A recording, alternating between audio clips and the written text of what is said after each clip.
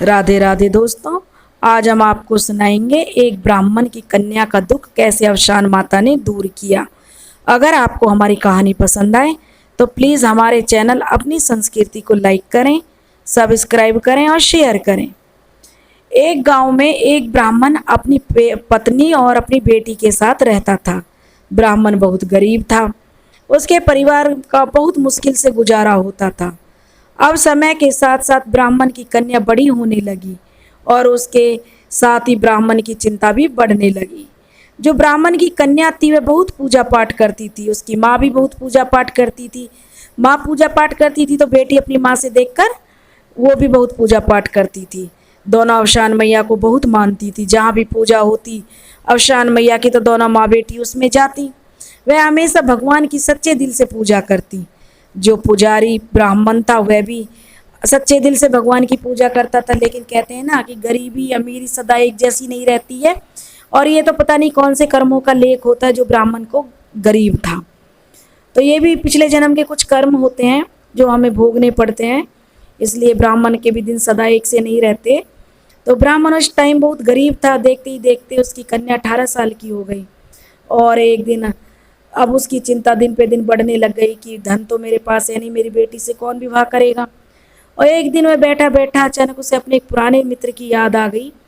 तब ब्राह्मण अपनी पत्नी से बोला कि अगर मैं अपने मित्र से मिलने जाऊं तो शायद मेरी परेशानी का कोई हल हो जाए। वह मेरा बहुत पुराना मित्र है। ब्राह्मण की पत्नी ने कहा कि तुम्हें अपने मित्र से मिलने की इच्छा है तो आपको जरूर जाना चाहिए। पत्नी की बात मानकर ब्राह्मण अपने मित्र से मिलने चल देता है। और जब ब्राह्मण अपने मित्र के घर पहुंचता है तो उसका मित्र ब्राह्मण को देखकर बहुत खुश होता है और उसका बहुत आदर सत्कार करता है। दोनों मित्र एक दूसरे से मिलकर बहुत खुश होते हैं और आपस में बातें करने लगते हैं। तब ब्राह्मण का मित्र ब्राह्मण से आने का कारण पूछता है। तब ब्राह्मण अपनी सारी परेशानी अपने मित्र को बता देता है कि उसकी पुत्री अब विवाह योग्य हो गई है, लेकिन वह उसका विवाह करने में असमर्थ है, यानी उसके विवाह के लिए उसके पास कोई धन नहीं है, इसलिए वह बहुत परेशान है। तब ब्राह्मण अपने मित्र को अपनी सारी परेशानी बता देता है। ब्राह्मण की बात सुनकर उसका मित्र कहता है कि मित्र परेशान मत हो, मेरी नज़र में एक लड़का है जो तुम्हारी पुत्री से बिना दहेज के विवाह कर लेगा। अपने मित्र की बात सुनकर ब्राह्मण बहुत खुश होता है। तब ब्राह्मण अपने मित्र से पूछता है कि वह कौन लड़का है जो मेरी बेटी से बिना दहेज के विवाह करेगा। दरअसल ब्राह्मण का जो मित्र है उसके 4 बेटा थे, जिनमें 3 की शादी हो गई थी और जो चौथा बेटा था उसके लिए ब्राह्मण से उसने मित्र से बात कर रहे थे। जब ब्राह्मण को यह पता चलता है कि उसके मित्र का बेटा है तो वह बहुत खुश होता है कि मेरी बेटी मेरे मित्र के घर में बहू बनकर आएगी, तो इससे ज़्यादा खुशी की क्या बात है। तो वह बहुत खुश हो जाता है, लेकिन यह देखता है कि उसका मित्र खुश नहीं है, वह कुछ परेशान है। तब ब्राह्मण अपने मित्र से उसकी परेशानी का कारण पूछता है तो कि मेरी बेटी तुम्हारे घर आएगी तो कितनी खुश रहेगी। तब उसका मित्र बोलता है कि बिल्कुल मित्र, तुम्हारी बेटी जैसी संस्कारी बहू मुझे चाहिए। लेकिन उसके चेहरे की चिंता और परेशानी साफ झलक रही थी। तब ब्राह्मण अपने मित्र को परेशान देखकर उसका कारण पूछते हैं। तब ब्राह्मण का मित्र बताता है कि जिस पुत्र की शादी के लिए मैंने हाँ की है उसके जीवन में एक दोष है। तब ब्राह्मण पूछते हैं कि ऐसा कौन सा दोष है। तब ब्राह्मण का मित्र बताता है, जिस भी लड़की से मेरे पुत्र का विवाह होगा वह 1 महीने में विधवा हो जाएगी। अपने मित्र की यह बात सुनकर ब्राह्मण भी चिंतित हो जाता है। फिर ब्राह्मण अपने मित्र से यह बात जानकर कि उस रिश्ते के लिए हाँ कर देता है कि उसका पुत्र जो 1 महीने के बाद मृत्यु को प्राप्त हो जाएगा। यह सारी बात जानकर भी ब्राह्मण अपने मित्र के लिए रिश्ते के लिए हाँ कर देता है, क्योंकि दोस्ती होती ही ऐसी है, सच्ची दोस्ती थी उन लोगों की।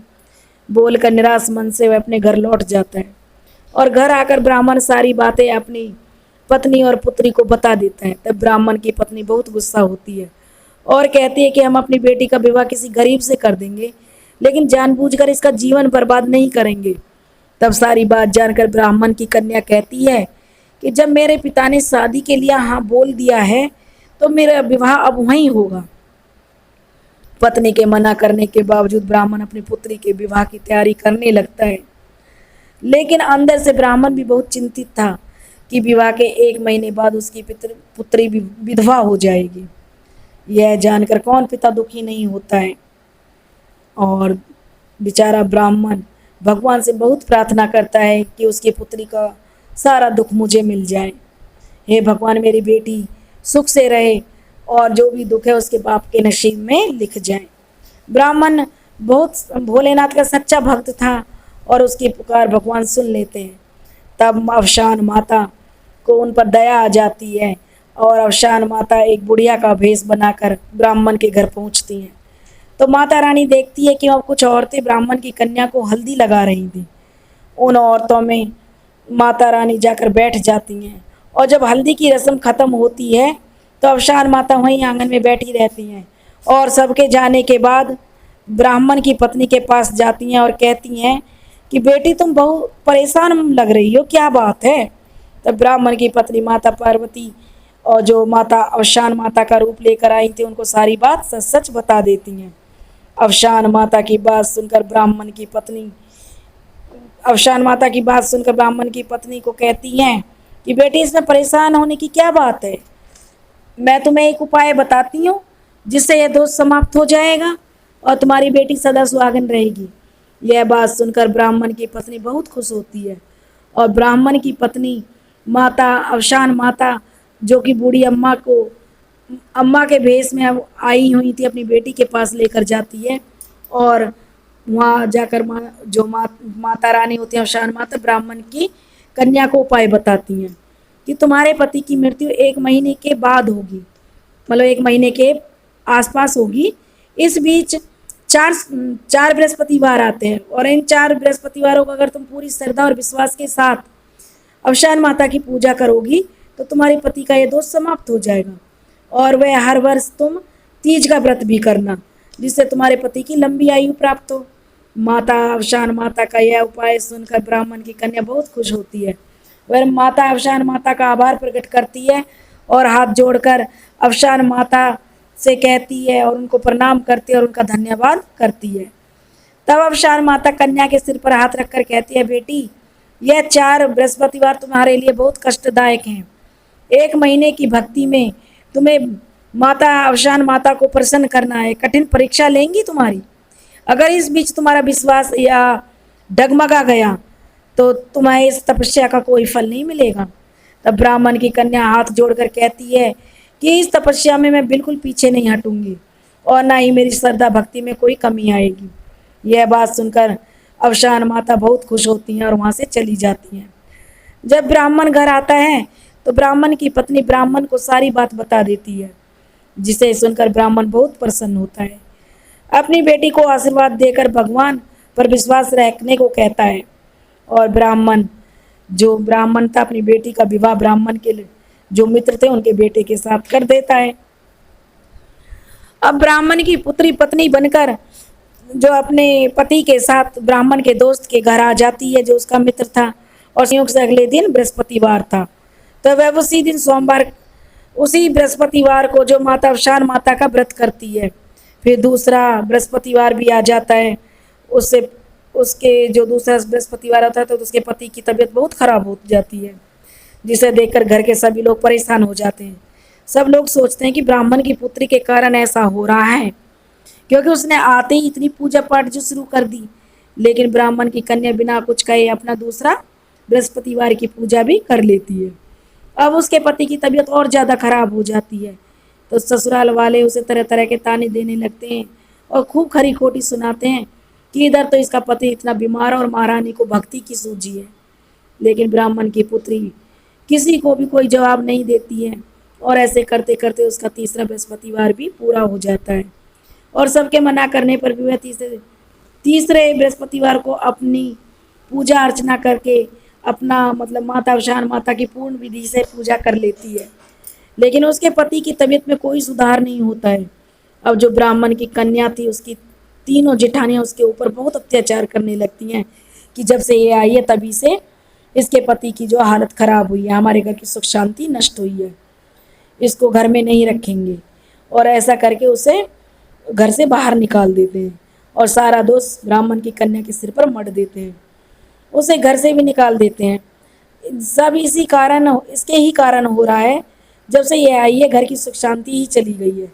लेकिन जब उसको घर से निकाल देते हैं तो वह वहीं घर के बाहर बैठकर माता रानी का ध्यान लगाती है। भूखी प्यासी बेचारी घर के बाहर बैठी रहती है।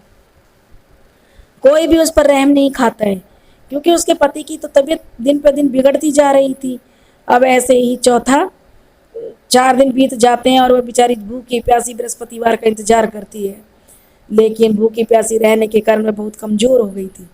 लेकिन उसका विश्वास अभी भी अवसान माता पर बना हुआ था। भगवान सब अच्छा करेंगे और माता रानी के जाप में उसका चौथा बृहस्पतिवार हो जाता है। जैसे ही ब्राह्मण की पुत्री का चौथा व्रत पूरा होता है बृहस्पतिवार का, तो उसके पति की तबीयत बिल्कुल ठीक हो जाती है। वह बिस्तर से खड़ा हो जाता है और यह देख कर के उसके परिवार वाले बहुत खुश होते हैं। लेकिन सबसे पहले वह अपनी पत्नी के पास जाता है और उसे घर के अंदर लाता है। यह देखकर सब घर वाले अपने व्यवहार पर बहुत शर्मिंदा होते हैं और अपनी बहू से क्षमा मांगते हैं। तब वह सबसे कहते हैं कि आप क्षमा मत मांगो, यह मेरी परीक्षा थी, यह सब तो होना ही था, इसमें आपका कोई दोष नहीं है। फिर वह उस बुढ़िया द्वारा बताए गए उपाय के बारे में सबको बताती है। सब लोग अवसान माता की जय जयकार करने लगते हैं। अब जब 5वां बृहस्पतिवार आता है तो सारे घर के मिलकर पूजा की तैयारी करते हैं और बड़ी धूमधाम से अवसान माता की 7 सुहागनें बुलाकर उनकी पूजा करते हैं, दुर्दुरिया खिलाते हैं और अवसान माता की पूजा पाठ आरती सब कराते हैं, जिससे अवसान माता बहुत खुश होती है और उसके पति को भी लंबी आयु प्राप्त होती है। हे अवसान माता, जैसे आपने उसके पति को लंबी आयु दी, ऐसे ही सबके पतियों को लंबी आयु देना। कहते सुनते हुंकारा भरते की जोर से बोलो अवसान माता की जय।